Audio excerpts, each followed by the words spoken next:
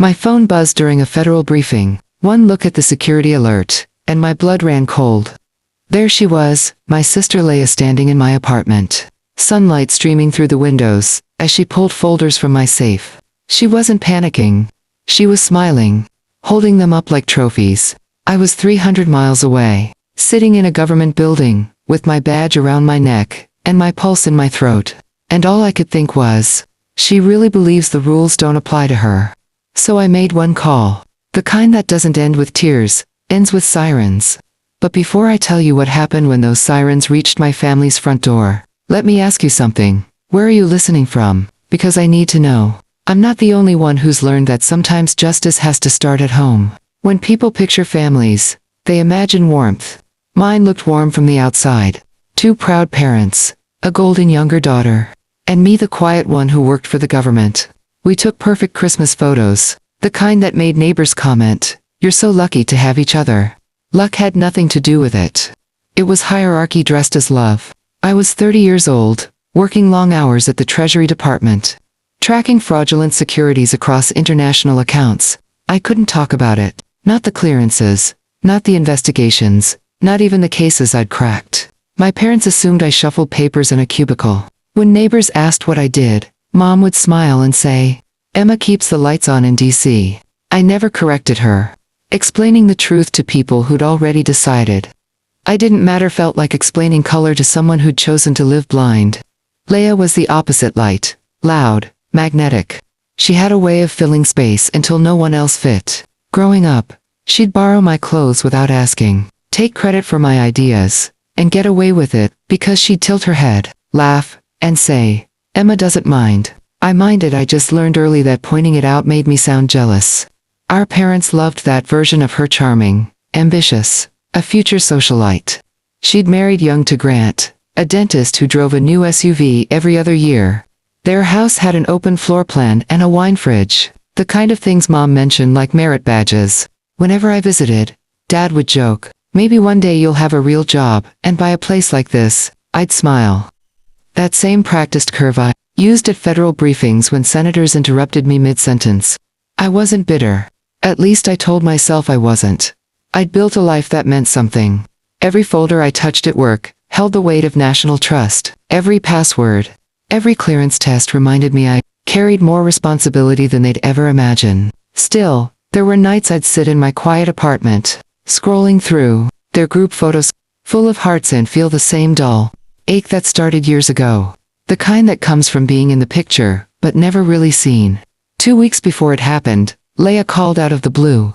"You should come home for dinner next Thursday," she said. "We're doing something big, family only." Her tone had that syrupy sweetness she used when she wanted something. I said yes anyway. Maybe a part of me still wanted to believe we could be normal. Maybe I just wanted to stop feeling like a guest in my own family.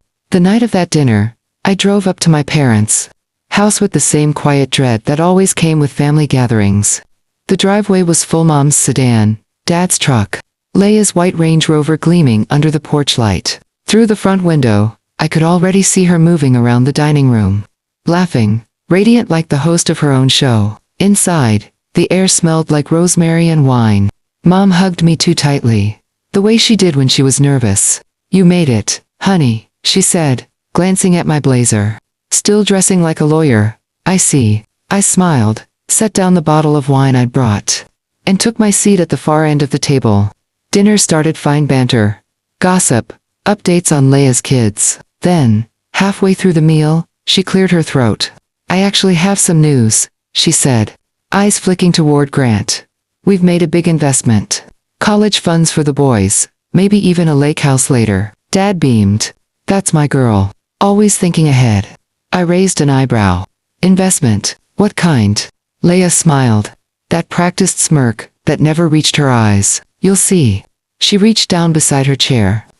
And when her hand came back up, it was holding a thick stack of folders. "My folders," she stood, holding them high enough for everyone to see. "Found your little savings, sis." For a second, I thought I'd misheard. Then I recognized the label's serial numbers.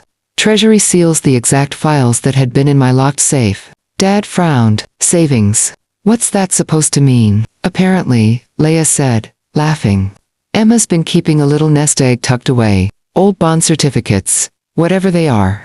Don't worry, nothing illegal. Just dormant. She waved them in the air like confetti. Mom leaned forward, eyes wide with pride. Emma, that's so thoughtful. You saved all this for your nephews. Thanks for the college fund, Laya said, smirking. My parents beamed proudly. I couldn't move. The room felt too small, the chandelier light too bright. My family was smiling over stolen federal property, and not one of them realized it. I managed to say, "Where did you get those?" Laya shrugged. "From your apartment. You really should change your lock, by the way. It's practically child's play." Grant chuckled nervously. She's got a point. If I found $500,000 sitting around, I'd probably do the same. Mom swatted his arm playfully. Don't tease. Emma won't mind. I looked from face to face. No one met my eyes. In that moment, it wasn't just about the folders. It was the years of being dismissed, reduced, misunderstood. The slow erosion of being the reliable one in a family that only noticed noise. Laya tucked the folders into her designer purse. We'll make sure the money works for the family, she said. You can thank me later. I pushed back my chair. The sound was sharp in the silence. Enjoy your dinner, I said softly. I've got something to take care of. No one stopped me as I walked out. The night air outside was sharp enough to sting. I stood on the porch for a full minute, listening to laughter still leaking through the walls like it belonged to another world. My hands were steady when I pulled out my phone. Years of training had made it muscle memory. I didn't argue. I didn't go back inside. I just scrolled to the secure contact labeled Treasury, Internal Affairs, and Precede Call. Carter, my supervisor answered, voice clipped. Carter, I need to report a breach, I said. Category 1, Federal Property in Civilian Possession. The pause on the other end was short but heavy. You're certain? I saw the footage myself, I replied. Subject is known to me. Relations. The words felt surgical, detached, but my pulse throbbed under them. He exhaled. Follow protocol. I'll loop in OIG and financial crimes. Stay put until instructed. Understood. I hung up. Then forwarded the camera footage from my security feed to the encrypted channel. Laya's face filled the frames, smiling, picking the lock, lifting the folders. The proof was clean. Undeniable.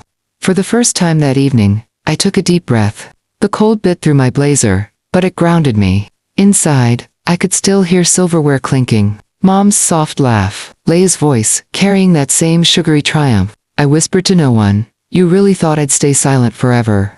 Driving home, the road blurred into streaks of red and white. My phone buzzed again. Special Agent Maya Torres, from the Treasury Inspector General's office. Miss Carter, we received your report. The bonds are now flagged in the federal database. A team will respond tonight. Copy that, I said. They're at my parents' residence. I'll cooperate in full. Her voice softened just a fraction. We know this isn't easy. It's necessary, I said. By the time I reached my apartment, the adrenaline had settled into something colder. I poured a glass of water, stared out at the city lights, and replayed the scene at dinner in my head. Their smiles, the casual betrayal. When I joined Treasury, I'd signed an oath. One that meant following the law, above personal ties. I'd always thought it was a formality, something you'd never truly have to test. Until now. I checked the clock. 9:07 p.m. The response team would be on the move soon. In the quiet, I pictured the inevitable scene, the knock, the confusion, the realization. For years, my family had mistaken my silence for weakness. Tonight, they'd learn what silence actually meant. Before going to bed, I sent one last message to Agent Torres. I'll be at the residence in the morning, to give my statement. Confirm when secure. Her reply came seconds later. Understood. Team en route. I put the phone face down, exhaled, and let the weight of the choice settle. It wasn't vengeance. It was accountability.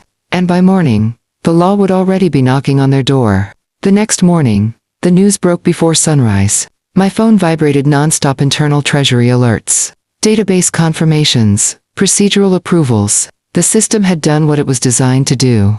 The bonds were officially marked as stolen federal property. Their serial numbers had already triggered automated flags across every financial network in the country. But I didn't check the reports. I didn't need to. I knew exactly where the agents were going, and exactly what they would find. By 7 p.m. that night, I was back in Philadelphia, pulling into my parents' driveway. The same Range Rover sat gleaming under the porch light. Same laughter drifting through the dining room window. For a moment, I thought absurdly that nothing had changed, that the world could still rewind 12 hours. I knocked once, and walked in. Dinner was already underway. Laya looked radiant, again dressed in something silky, her hair perfectly curled. Mom turned, startled. "Emma, we didn't think you'd come back." "I had unfinished business," I said quietly, taking the seat across from Laya. Her smirk flickered but didn't vanish. "You cooled off yet? Look, if it's about the bonds, don't freak out. I talked to an advisor. He said they're basically antique certificates. Worth maybe 10 grand. We'll cash them next week. Reinvest." "Stop." My voice cut through the table noise like glass snapping. "You're not cashing anything." Dad frowned. "Emma, honey, there's no need for that tone." "There's every need," I said. "Those aren't antique certificates. They're bearer bonds issued by the United States Treasury. Federal securities. Registered, tracked." Grant blinked. "Wait. Fidel? $500,000 worth," I said. "Stolen from a classified safe." The air went still. Even the clock in the kitchen seemed to hold its breath. Laya laughed too loudly. "You're joking." "I'm not." "Then what?" "You think I stole from the government?" "From my own sister." "I don't think," I said. "I know. The footage is already in federal custody." Mom's hand trembled on her wine glass. "Emma, sweetheart, surely there's a way to handle this privately." "She broke into a secure residence," I said. "Bypassed an electronic lock, opened a safe, took protected instruments."